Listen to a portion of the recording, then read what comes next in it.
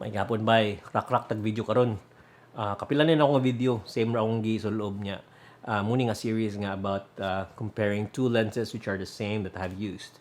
These are my personal thoughts, and I'm not paid by them. I'm not sponsored by them. I hope I am, but I'm not. Also, I bought this with my own money. And yes, again, I don't prepare myself. I don't rehearse all these. I just wing it. So, if masayap ko or anything, this is me talking to you guys. Yeah, that's it. Anyway, let's start. I'm talking about the two lenses here, the 85 1.8 Batis and the Sigma 85 1.4. I used to have the G Master, katong 85 1.4 nga G Master sa Sony.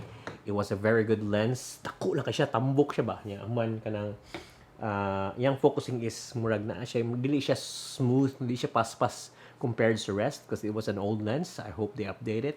But yeah, after a while, nakita ko ani kaning Sigma 85 1.4. And the good thing about the Sigma 85 1.4 is gamay siya compared sa G Master. So naka-enjoy ko ba? Like, indot lagi niya siya. So nipalit ko. Kibaw ka, Sigma, sharp.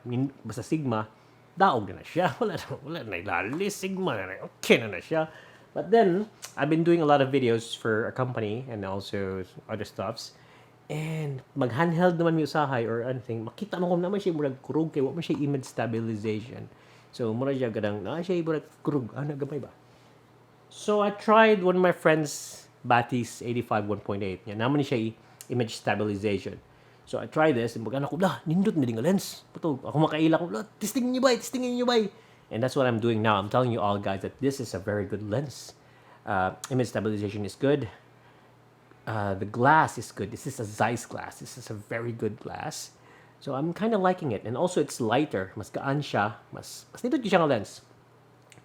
If you ask me, current situation now, it's December 2023, if wala gyud kwarta, if na kay kwarta or wala kay kwarta, if I don't have these two lenses, what to buy first? Of course, ako mahunanan first is to get the G Master because it's the best, but I've tried it and yeah. So if I was me now and nakatesting ko ni nga duha ka lens, I'd choose between the two. I'm a snob for 1.4 for 1.8 lenses. I usually get the 1.4. But surprisingly, I'm getting this lens here. The Batis 85 1.8.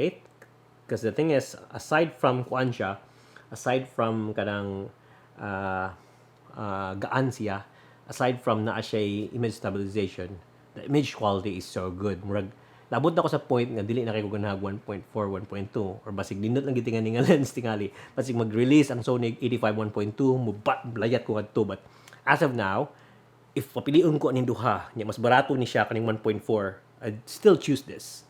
Because this one has been a very good lens. The weight is so good also, it's so light, and it's really a good lens. So, bottom line is, I'm gonna choose this lens, and kung kamo mag-think mo nga, mas hindi 1.4, well, that's your opinion. If you ask me, I'd recommend this. If you have any questions, any other inquiries, or any other clarifications, just send me a message down there, and not down there, down in the sa bus ba? Okay, tawagon ta mo, pero yeah, as of now, surprisingly, I love 1.4s, but I'm recommending this, and I'm using this. I really love this lens. Butang ko na ko skin good, kaya pwede na ako gamiton. Gaan sad siya. So kanina it's a very good lens. Sigma, they're best with their bokeh and everything. I love their bokeh. I really love Sigma. They're sharp, quite heavy, but yeah.